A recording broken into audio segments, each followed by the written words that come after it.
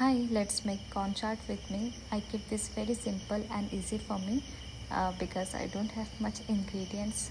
We actually don't need much things. I have taken one onion, two tomatoes and lemon. We need boiled corns. Add the tomatoes, onions and salt and lemon as per required.